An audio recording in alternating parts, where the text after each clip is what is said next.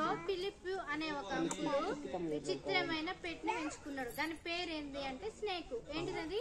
Snake. ఎవరైనా ఇంట్లో పెంపుడు జంతువులను ఏం పెంచుకుంటారంటే కుక్కనో, పిల్లినో, లేకపోతే ర్యాబిట్నో, అదే కుందేళ్ళనో, లేకపోతే పావురాలను, చిలకలను కదా, పిల్లుల్లో పెంచుకుంటారు, కోళ్ళని. కానీ ఈయన ఏం పెంచుకున్నాడంటే పామును పెంచుకున్నాడంట. ఈయన ఒక రోజు బయటకు వెళ్తా ఉంటే ఒక చిన్న పాము పిల్లగా అనిపించిందంట. దాన్ని చూసి చాలా ముద్దుగా అనిపించిందంట. పిల్లుల్లో, కుక్కల్లో, పావురాలను, చిలకలను అయితే ఎవరైనా ఆ భుజాల మీద ఎక్కించుకుంటాం, లేకపోతే ముద్దులాడతాం కదా, వాటిని బయటకు తీసుకొని వెళ్తాం. కానీ పాముల్ని ముద్దాడతామా? రానా పాము నా మీద ఎక్కువ, నాతో ముద్దులాడి ముద్దిస్తా అని చెప్తామా? మనం చెప్పాం కదా. ఎందుకు? పాము అంటే ప్రతి ఒక్కరికి భయం వేస్తుంది. కానీ ఈ ఫిలిప్ అంకుల్ ఏం చేసిందంటే చాలా ముద్దుగా అందంగా కనిపించిందంట పాము పిల్ల. కనిపిస్తే దాన్ని తెచ్చుకొని దానికి రోజు ఏం పెట్టేటోడు తెలుసా? గుడ్డు, పాలు. ఏం పెట్టేటోడు? గుడ్డు, పాలు. పాములు ఇష్టంగా తింటాయి, తాగుతాయి కదా. కాబట్టి దానికి ఆహారం కూడా ఉదయం బ్రేక్ఫాస్ట్ లో గుడ్డు పాలు, మధ్యాహ్నం లంచ్ లో గుడ్డు పాలు, నైట్ డిన్నర్ లో గుడ్డు పాలు. అర్థమైందా? ఇట్లా పెట్టేటోడు అనమాట. ఈ విధంగా పెట్టి దాన్ని పోషించేటోడు. అయితే రోజు రోజుకి ఏం చేసిందంటే మంచిగా అభివృద్ధి పొందింది. మనుషులైతే ఇట్లా పొడవ పెరుగుతుంది. అవునా? పాము కాబట్టి ఇలా పొడవ పెరిగిందంట. తర్వాత స్ట్రెంత్ అంటే బలంగా ఉందంట. ఎట్లుంది? బలంగా ఉంది, పొడవ పెరిగిందంట. ఇప్పుడు దానికి కొన్ని ట్రిక్స్ నేర్పించిందంట ఫిలిప్ అంకుల్. ఏం నేర్పించిందంట? మనము కొన్నిసార్లు మనం ఇంట్లో ఉండే కుక్కలు పెంచుకుంటే వాటికి పిలవంగానే రావడం, తిట్టనంగానే కూర్చోవడం కదా, సెకండ్ ఇవ్వడం, ఎవరైనా ఇంటికి వస్తే దగ్గరికి పోయి వాళ్ళ దగ్గర కూర్చోవడం, దాన్ని నేర్పిస్తాం కదా. ఈయన కూడా దానికి నేర్పించిందంట. ఏమని అంటే స్నేక్ కమ్ అనగానే చుట్టుకునేదంట. పాము కాబట్టి ఏం చేసేది? రౌండ్ గా ఎన్ని చుట్టుకునేదంట. అర్థమైందా? తర్వాత గో అనగానే తిరిగేసి మళ్ళా చుట్టూ తిరిగేసి వెళ్ళిపోయి దాని గూట్లో కూర్చునేదంట. అర్థమైందా? అట్లా ఈ రెండు ట్రిక్స్ నేర్పించిందంట. నేర్పించిన ఝాన్సీ అటురా, ఝాన్సీ కుర్చీకి తగులుతావు. అయితే ఏం జరిగిందంటే ఒక రోజు ఫిలిప్ అంకుల్కి విచిత్రమైన ఆలోచన వచ్చిందంట. ఎవరికి రాని ఆలోచన. ఎవరికంటే చాలా మంది డబ్బు సంపాదించిన వాళ్ళకి వస్తుంది ఇట్లనే ఆలోచన. అయితే ఈయన నా దగ్గర పెంపుడు జంతువు ఉంది కాబట్టి దీని ద్వారా నేను ఎట్లయినా డబ్బులు సంపాదించాలి. అర్థమైందా? ఎందుకు? నేను దీన్ని కొన్ని ట్రిక్స్ నేర్పించాను కాబట్టి దీన్ని ఉపయోగించుకొని దాని ద్వారా డబ్బు సంపాదించాలనుకున్నాడంట. అనుకున్నదే తడవు దానికి ఒక బుట్ట రెడీ చేసిందంట. బుట్టలో పామును పెట్టుకున్నాడంట. మార్కెట్ రోజు సంత జరుగుతుంది చూసినవా, ఆ రోజు దాన్ని తీసుకొని బయటకు వెళ్ళిందంట. బయటకు వెళ్ళి విజిల్ వేస్తే జనాలందరూ బయటకు వచ్చారంట.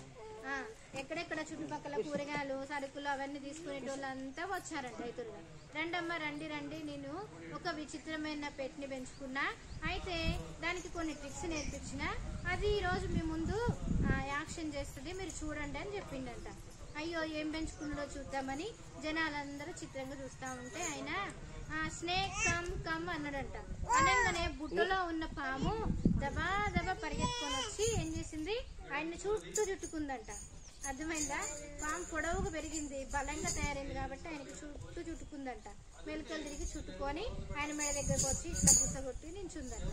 నించుంటే అయ్యో పాము చూడండి నిజంగా ఎవరిని కాటేయకుండా ఎంత చక్కగా ఆయనకు చుట్టుకొని ఉందని చెప్పి జనాలందరూ సంతోషపడ్డారు, చప్పట్లు కొట్టారంట. ఆయనకి ఒకళ్ళు 5, ఒకళ్ళకు 10, ఒకళ్ళు 100, ఒకళ్ళు 500 డబ్బులు వేసిరంట. అయితే ఆయన 2 జేబుల నిండా డబ్బులు దింపుకొని ఏం చక్కగా ఆనందంగా ఈరోజు నువ్వు నాకు డబ్బులు సంపాదించి పెట్టినావు, దాని పేరు లక్కీ అని పెట్టుకున్నాడంట. ఏం పేరు? దాని ముద్దు పేరు ఏంటి అంటే లక్కీ. ఎందుకంటే అది నా ఇంటికి రావడం ద్వారా నాకెంతో లక్కీ దొరికింది. ఎట్లా? నేను డబ్బులు సంపాదించుకునే అవకాశం దొరికిందని చెప్పి లక్కీ అని పేరు పెట్టుకున్నాడంట. పెట్టుకొని లక్కీ ఈ రోజు నువ్వు నాకు ఎంతో సహాయం చేసినావు, ఓలా డబ్బులు సంపాదించినావు, మళ్ళీ ఒక రోజు పోదాం, అట్లనే డబ్బులు సంపాదించి పెట్టాలి నాకు అని చెప్పిండంట. అదేమన్నా మనిషా అని చెప్పడానికి, కానీ దానికి చెప్పుకున్నాడంట ఆయన. అట్లా సరే వచ్చిండు, ఇంట్లో వదిలిపెట్టిండు. మళ్ళా వారం రోజులకి గుడ్డు, పాలు మంచిగా పెట్టిండంట. ఇంకా బలంగా తయారైందంట. అది ఇంకా పొడవు పెరిగిందంట. పాముని చూస్తేనే ఎంతో భయం వేస్తుంది మనకి కదా. అన్నం తినబుద్ధి కాదు, పడుకుంటే కళ్ళల్లో అదే వస్తుంది. ఎంతో భయంకరమైన పాముని తీసుకొని పెంచుకుంటాడు. సరే రెండోసారి కూడా ఆ రోజు పెద్ద జాతర జరుగుతుందంట. పెద్ద జాతర జరుగుతా అంటే జాతర రోజు పోయిందంట. చాలా మంది జనాలు వచ్చారంట.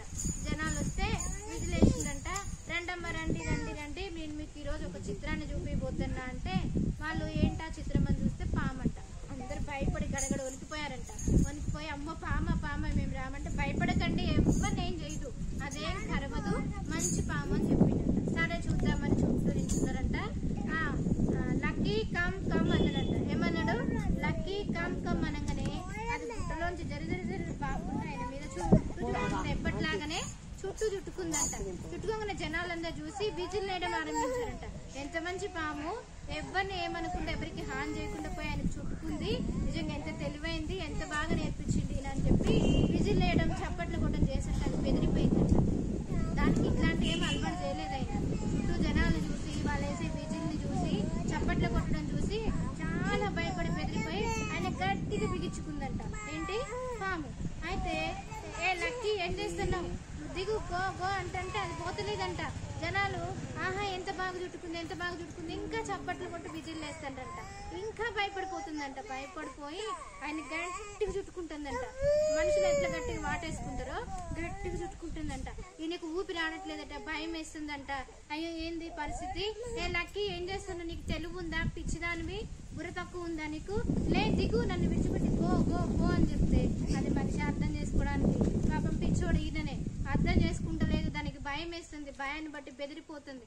ఈయనైనా కనీసం అర్థం చేసుకుని విజిల్ లేకండమ్మా, అర్థం చేసుకుని విజిల్ లేకండమ్మా, మీరు కొంచెం సైలెంట్ గా ఉన్నానంటే వీళ్ళు అట్లా ఈయన అట్లా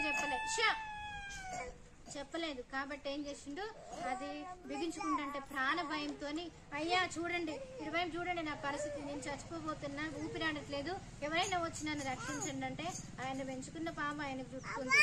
ఎవరైనా వచ్చి పాము దగ్గర నుంచి కాపాడుతారా? కుక్క నుంచో పిల్లి నుంచో దేని నుంచో కాపాడతారు. పాము దగ్గర నుంచి ఎవరు కాపాడతారు? భయం వేసి బెదిరిపోయి జనాలు అబ్బాయి ఎంత బాగా చుట్టుకుందని వీడియోలు తీసుకుంటారంట ఫోన్ తీసుకొని. కానీ ఎవ్వరు ముందుకు రావడానికి ధైర్యం చేస్తలేరు. ధైర్యం చేసుకుపోతే ఇంకా విజిల్ వేస్తా ఉంటే బాగా చేస్తుందేమో ఇది అనుకోని ఇంకా విజిల్ వేస్తుంటే ఆయన అమ్మ కాపాడండి అయ్యా కాపాడండి ఎంత చెప్పినా వినలేదు. ఇది భయంతోనే ఆయన గట్టిగా చుట్టుకుంది. గుండె కొట్టుకోవడం ఆగిపోయింది, ఊపిరి ఆగిపోయింది, కింద పడిపోయిందంట. కింద పడిపోతే అంబులెన్స్ ఫోన్ చేస్తే వచ్చిందంట. దాన్ని ఒకటి కొత్తగా అది పారిపోయింది. వీటిని తీసుకొని అంబులెన్స్ లో హాస్పిటల్కి పోయి ఎంత నొక్కి చూసినా గుండె దగ్గర ఎంత ఆక్సిజన్ పెట్టినా గానీ ఊపిరాడక చచ్చిపోయింది. చూసారా, ఆయన పెంచుకున్న లక్కీ ఆయన ప్రాణాన్ని తీయడానికి కారణమైంది. అవునా?